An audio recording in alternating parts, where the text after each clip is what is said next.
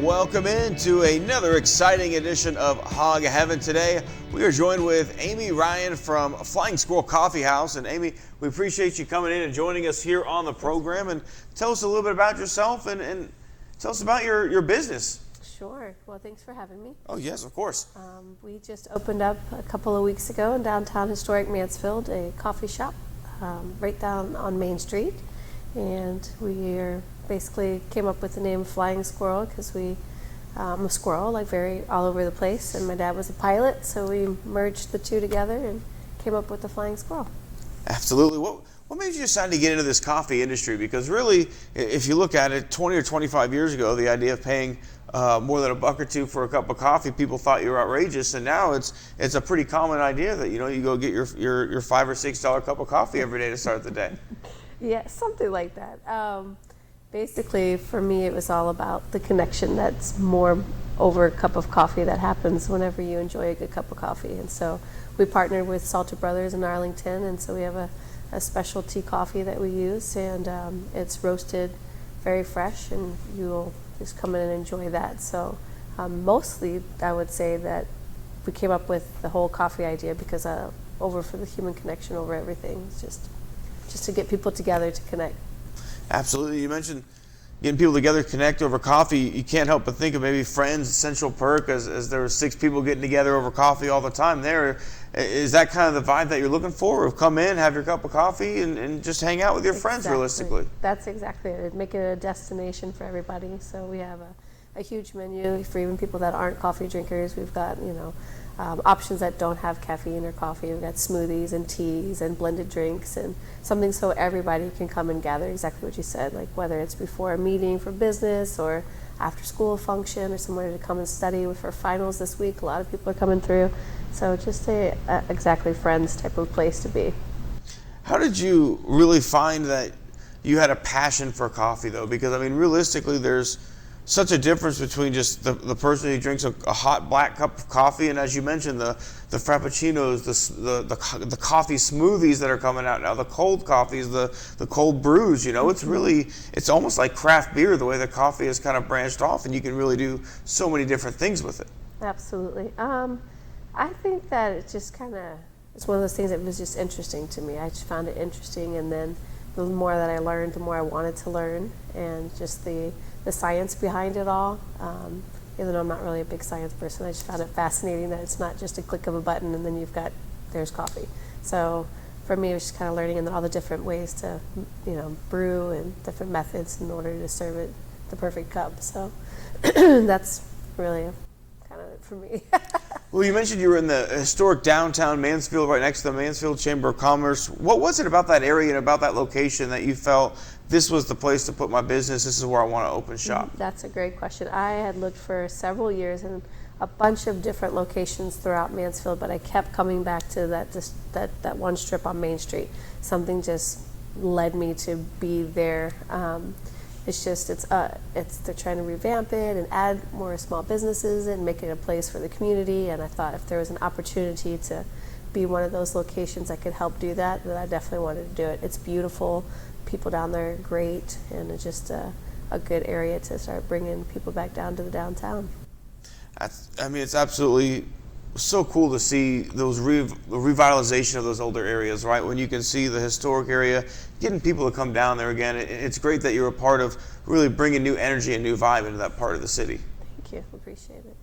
Let's talk a little bit about our new partnership, because you're now actually a partner with the AirHogs. You're going to be the coffee sponsor of all the AirHogs networking breakfasts. Why was that something that you felt would be a good fit for your business, and what are you looking forward to with now being a part of those breakfasts? Sure. I was kind of introduced here recently and just thought that was an awesome opportunity to connect. And then we've got, the air thing, kind of a theme that's in common, and just the opportunity to network outside of just Mansfield is awesome. Plus, I'm a baseball fan as well, so it's a good win-win for me. You can't really beat that. But when we look at some of these other companies, if they're wanting to do large coffee orders, things like that, is that something you guys do a lot of? Is that something you're looking to expand as far as your portfolio of business? Absolutely. So we're definitely interested in expanding and being able to be that person that caters to you guys, to just anybody that's really in need of good coffee for meetings or whatever the event is. We also are going to get to where we have an app, and if it's cold outside, you don't have a drive-through, but you have a few slots that are open because we open at 6 a.m. in the morning before anything opens downtown, so you can pull in and we'll be able to run it out to you as well. So just being able to have the opportunity for whoever wants coffee whenever the environment is available for you to get it to you. So with this holiday season coming up, are you guys doing any kind of special recipes, any some holiday treats, anything like that? Absolutely. So we have a couple things on our menu. We have a drink called the Fireside, which is a cappuccino with gingerbread and white mocha in it. Then we also have a drink called the Elf, which is white mocha and eggnog. And then we like to do what they call an elf on a shelf and make it move. We add a little espresso to that one. So you can have it with or without. And we're actually going to have another tasting with the community from like the first 15 people that had registered on our Facebook to do a tasting. And they're going to name the next 3 specialty drinks that come out in 2020 in January. So we'll end up having like a ghost menu throughout the year that the audience or that our customers have picked together. That's pretty cool to do. Have some seasonal drinks, have the customers pick the names. I don't know if I've ever seen that before, especially with coffee. Got to be different, you know? Yeah, absolutely. One of the other things too, when the holidays are happening, there's just so many people in town, and I know my coffee pot really can't handle much more than me and my fiance at the same time. So if we're gonna have 6 or 7 people over for breakfast, we're gonna have to go pick up coffee, things like that. Are you guys doing any kind of holiday specials, anything like that for people who have 10 or 12 people coming over for Christmas and want to get some coffee? Yeah, we definitely have travelers that we can send you home with. We have pounds of coffee that we can grind for you also, so you can keep hosting those people as well. But yeah, we'll make sure that whatever you need, we get it taken care of. Are y'all doing any kind of gift cards or anything like that for some of your big fans? Yeah, we just got our gift cards in, so I'm super excited. We have a couple different options, but at any price point that you want them at, we can enter them. But we've got the Flying Squirrel logo on some, and then we've got a cup of coffee on some, so we've got some different options for you. That's great just Christmas gift. That's so cool. And just a couple more questions, because I'm starting to get into coffee a little bit more. My brother, he gets on me constantly because I like my flavored creamer. I'll be the first to admit, they have a Reese's flavored creamer out there now. You're drinking Reese's every morning. You can't get better than that. But he's a nitro brew. He's a cold brew. If someone comes in, they want to get a bag of coffee for a loved one, but they're not as much of a coffee snob maybe as their brother is in this situation. Do you have people there who can kind of help point them in the right direction? Absolutely. So all of our baristas are going to be familiar with what we're serving and whether it's going to be more of a medium to dark. We also have a nitro option for you too if you come in and visit, and a cold brew. So we have that. But yeah, we'll be able to educate you properly so we can make sure that your audience is well taken care of. Well, I guess our final question here is, well, how do you take your coffee? Depends. I'm a nitro girl, so I like nitro. Otherwise, I'll do cold brew with a little bit of half and half, and maybe a half pump of vanilla if I'm really feeling like I needed something. It sounds delicious either way. We appreciate you joining us again. Flying Squirrel Coffee House down in historic Mansfield, right next to the Mansfield Chamber of Commerce. We'll be right back with you after this. Attention AirHogs fans, have you still not gotten your 2020 season pass? Well, why not? For only $150, you get in the gate for all 50 home games, including playoffs. That's just $3 a game. It's affordable fun the whole family can enjoy. For more information on season passes or booking your next group outing, contact Zach or Kelsey at zlee@texasairhogs.com or karmond@texasairhogs.com. We look forward to seeing you in 2020. Instead of going to school every morning, what if school could come to you? Because learning happens anywhere and everywhere. K-12 powered schools provide a tuition-free, full-time, online public school education. It's public school at home. K-12's curriculum is designed to engage students, to challenge them. So visit k12.com today. Tuition-free in Texas. Welcome back in on another exciting edition of Hog Heaven. Tim Costello joined with Chris Petruska from Gus's Fried Chicken. Chris, appreciate you coming up and joining us here. Oh, thanks for having us, Tim. I gotta say though, I didn't see a bird make its way in here. No, didn't bring any fried chicken with me. I'll bring some for you next time. We'll have Sorry to do about that on your next appearance here. That's what you do. You don't bring the chicken, so you can make sure you get to come back on another time. Yeah. Well, we brought the chicken a lot during the season. Several times last season for the players, and yeah. There you go. Well, let's talk a little about the chicken, right? Because it's got a secret recipe. It's something that no one else really knows how to do. You don't even necessarily know how to do it. You're in there every day and you don't even know what's in the chicken recipe. Yeah, I own part of the franchise. The recipe, the batter for the chicken, it's a liquid batter. The batter comes in a bag, and it has a plain white label on it that says Sophia's mix. Sophia was Gus's wife, and that you know as much about it as I do now. That's it. They keep it pretty secret, but it is really delicious fried chicken. It's got a nice spice to it. Spice that's not gonna overwhelm you or anything like that. It's probably a 6 out of 10, but really, really tasty chicken. Good side items. It's good old-fashioned Southern side items: coleslaw, potato salad, collard greens, all that kind of fun stuff. So at any point did you see a guy with like a briefcase, a handcuff to the briefcase onto the hand with like when they brought you in? Was that how they guarded that recipe? No. I mean, we keep it under lock and key in the restaurant, but they don't. They're not quite that crazy. But as far as I know,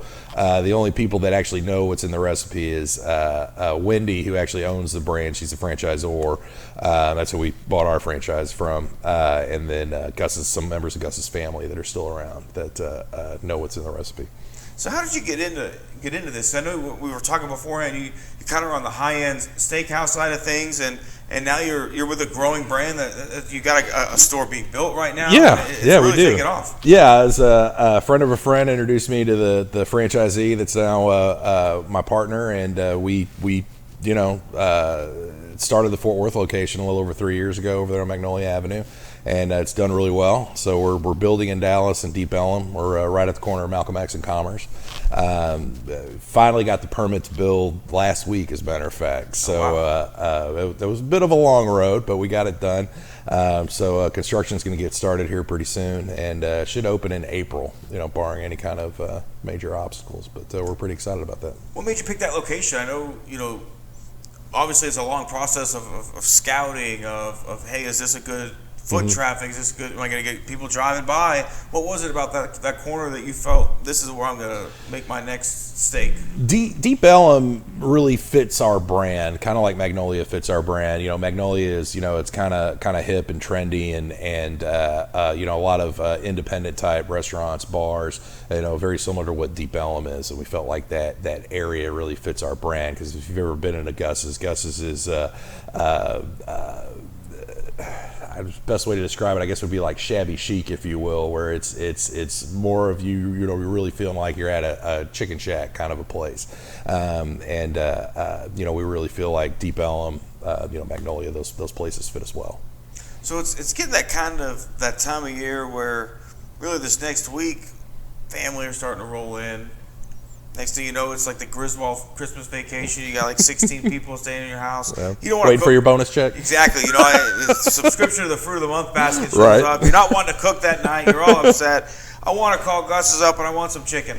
Tell us about what you guys do for catering. I'm sure with the holidays coming up, there's going to be a lot of those orders. Absolutely. Already been getting a lot of them. You give us a call. You can pick it up. If it's a larger order, 60 pieces or more, we can work out a delivery for you. But, you're having family over at the house, or if you've got a holiday party at the office, or, whatever your event is that you got going on for the holiday season, we can, we can make that happen for you. You let us know how many people. And then typically if people keep it pretty basic, like if you're doing chicken and side items for, X amount of people, it usually comes out to about $10 a head. And then, you add on bells and whistles if you need pies, and we do have homemade pies. We've got 5 different kinds, or tea or lemonade by the gallon, that kind of stuff. We can add that stuff on. Price goes up just a little bit, but, catering we can certainly make happen for you, whatever your, particular event is you got going on. And it's just that time of year. You don't want to have to cook for 16, 20 people every single night from the 24th of December all the way to the 1st of January if you're blessed with those long family visits there. Yeah, absolutely. If you got family in town, don't want to have to cook, we're definitely the people to call. Last year you guys, as you mentioned, you brought food out several times for both our players, the visiting team umpires, and our post-game meal. And why was it important for you to work with the AirHogs, to get out in the community, to be a part of what we have going on here, and it's why you're here today again? What was it about this team that you felt, I want to be a part of that? We just really like what the AirHogs do here. I mean, it's a fun, family-friendly event. The games are a lot of fun, and it's great baseball. I've brought my staff out here from Guss several times. We've had a great time taking in the games. We did the pool out in center field. Everybody brought their kids and had a really great time. And it's great baseball. And you can get some cold beer, some sodas, and really enjoy yourself. We really like it, and what you guys are doing here. Oh, we appreciate everything you've done for the AirHogs. We look forward to continuing that relationship in the next season, and really, I look forward to getting down and having myself some chicken here pretty soon. It sounds like I have a place to take my fiance on our next date night. Yeah, no, come on out. It's a good time. I mean, it's again, we're family friendly. Bring the kids, and they can color chicken and all that kind of fun stuff. Hopefully, we get it up on the window in there, or if it's just a date night, we also sell beer and wine there as well. And you come in, have some chicken, have a good time. There you go. And before we let you go, if someone's interested in doing a catering order, doing some sort of holiday planning, what's the best way to get in touch with you to get that order set in as soon as possible? The best way is going to be to call the restaurant. So it's 817-927-4693. Just give us a call, and we'll get you all set up. Awesome. And again, don't forget that Deep Ellum location is opening May of 2020 on the corner of Commerce and Malcolm X Boulevard. Chris, we appreciate you coming in and joining us. We'll be right back with you with another segment of Hog Heaven after this. Attention AirHogs fans, have you still not gotten your 2020 season pass? Well, why not? For only $150, you get in the gate for all 50 home games, including playoffs. That's just $3 a game. It's affordable fun the whole family can enjoy. For more information on season passes or booking your next group outing, contact Zach or Kelsey at zlee@texasairhogs.com or karmond@texasairhogs.com.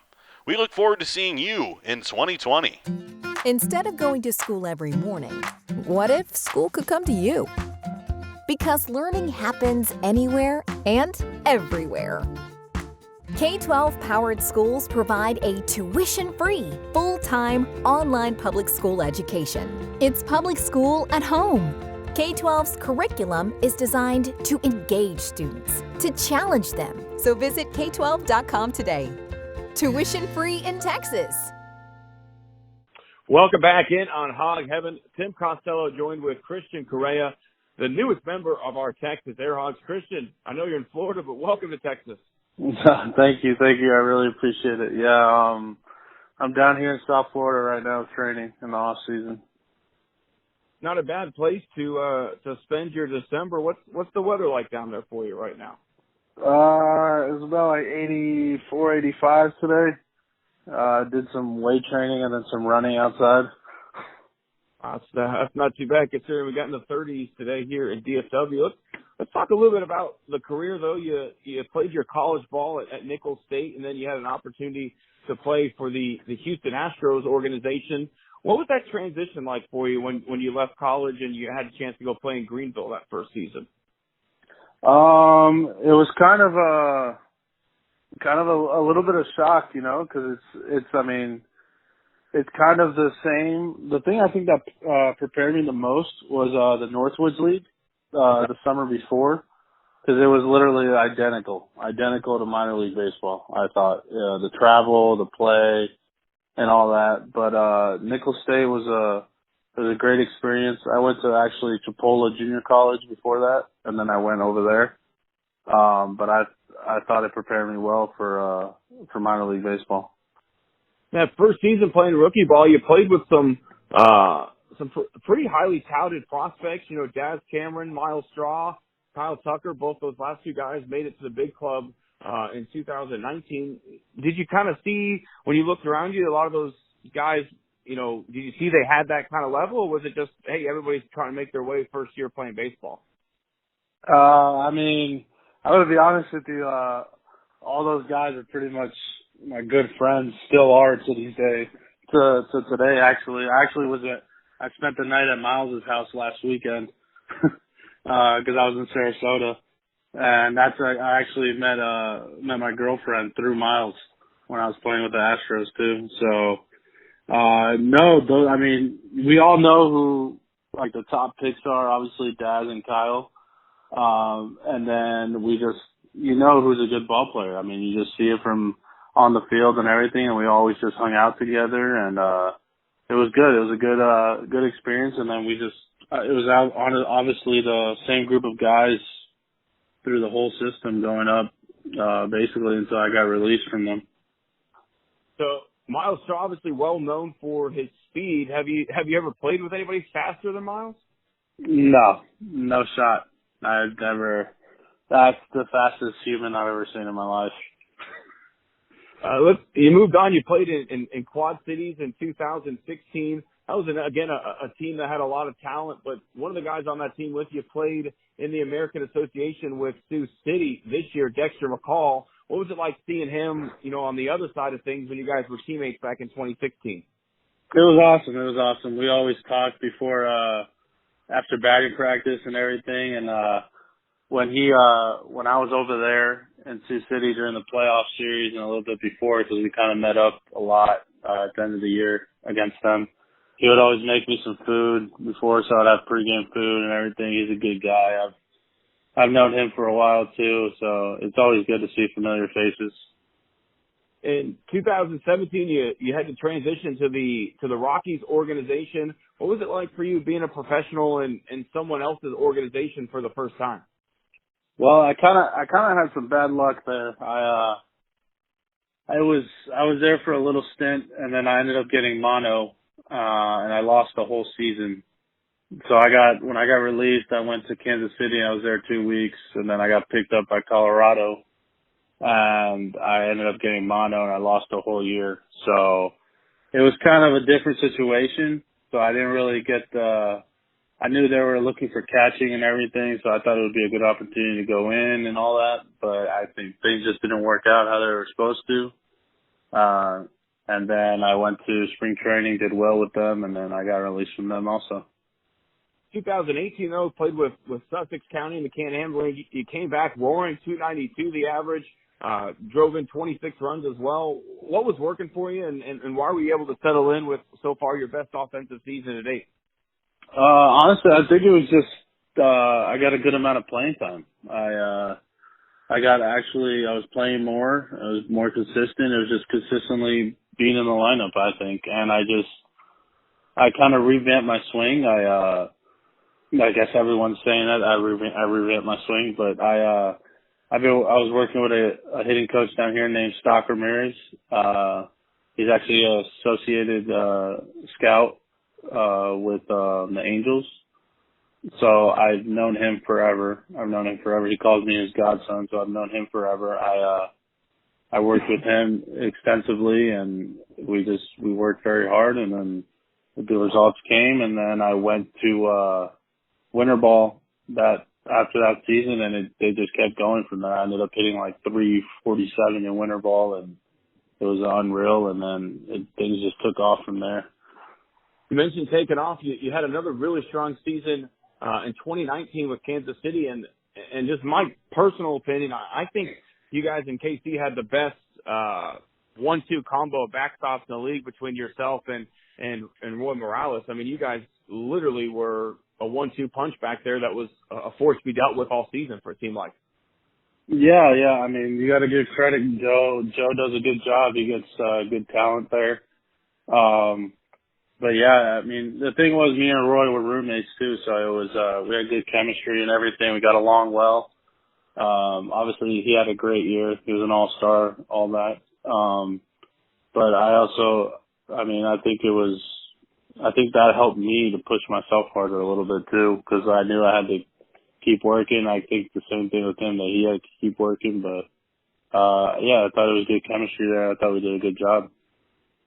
You had a pretty interesting moment this season, the first time that after the AirHogs made the trade to acquire, it was Eric Manoah from you guys. You actually took Eric Manoah deep in his first game against you guys. What was that moment like taking your former pitcher pretty deep to left center field. Yeah. I mean, I'm not gonna lie to you. I was going through a little slump right there, and my family was in town, and everything, and I was luckily I was able to. I think they put a video up on it. If you see, I point to the stands because my mom and my little sister were in town, and my aunt. So I was saying hi to them and saying thank you, and basically, so it was a pretty cool moment. Put a good swing on it. Felt good. You never know with Kansas City because the park sometimes it plays big, sometimes it plays tiny. So I was just hoping it would get over. Another crazy Eric Mano moment happened in Kansas City that same series. He gets a random start as DH and then hit his first career home run. If I remember correctly, I think you were behind the plate for that game. Do you remember anything about that? I'm not sure if I was behind the plate. I can't remember, but I do remember the home run. I do. Yeah, I remember the home run. I don't think I was behind the plate that game, but I do remember the home run, and everyone in the dugout was like, "Oh my God, are you kidding me? Really?" So it was pretty funny. It was pretty cool that he was able to hit a home run. I know he was DHing a little bit, so that was pretty awesome for him. He definitely earned himself some more bats after that one, but let's get back to what you guys did in Kansas City because it was a pretty miraculous year. And when you look at the roster from the 2019 Tbones, you had a chance to receive pitches from 1, 2, 3, 4, 5, 6, 7 different former major leaguers, and on top of a lot of different guys who spent time in AAA. What was it like for you to be able to catch a pitching staff that might have been one of the best ones you've ever been around as a professional catcher? It was awesome. It was big time learning. I mean, I knew a lot already, obviously, but I'm always learning. Especially towards the end when Roy hurt his quad, I had to start catching every day. So getting the feel for not just catching the same guys, like I was getting a routine. I actually started to have to handle a whole staff and get the feel of handling that whole staff and everything. And it was good. It was good. I learned a lot from them.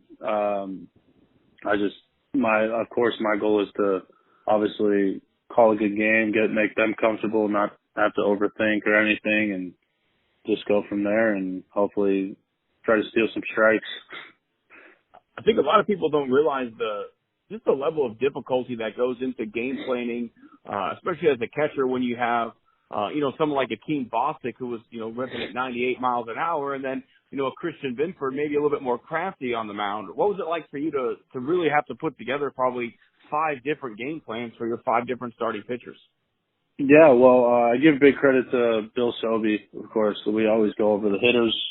I would always go over the hitters. I think Roy did also with Sobey before games if we didn't know anything. Obviously, towards the end part of the year, you get more familiar with guys. But yeah, the Binford, I love working with Christian Binford. It was awesome. And also Akeem I actually caught in high A when I was with Houston, and in low A, I think a little bit in high A, yeah. Low A and high A. So I kind of knew him a little bit already. He had a couple new wrinkles in there that I didn't know about, but it was good. It was good. It was good chemistry working with him. Last year you hit, I think it was 2, maybe even 3 home runs against the AirHogs. So we're looking forward to hopefully having that power within AirHog Stadium instead of against us next year. Yeah. The ball carried well there for me, I guess. I don't know. Well, we look forward to it, Christian. I really appreciate you coming in and letting me kind of introduce you to our growing AirHogs fan base. And we really look forward to having you on the ball club come May. And hopefully the AirHogs are on fire come the end of the year, playing their way into the playoffs. Yeah, sounds good. What they just stay in a look at. I'm going to play with Team Colombia in the Olympic qualifier. So in March. So I know it's a little bit before season, so just giving you guys a heads up to stay alert for that coming out. We absolutely will keep an eye on that, and hopefully we can check in with you again before you head off so we can let everybody know how to watch you guys hopefully go earn yourself an Olympic spot this season. Yeah, it'll be awesome. All right. Thank you so much for having me. Christian, we appreciate it, and we look forward to seeing you in 2020. Have a great day. All right. Thank you.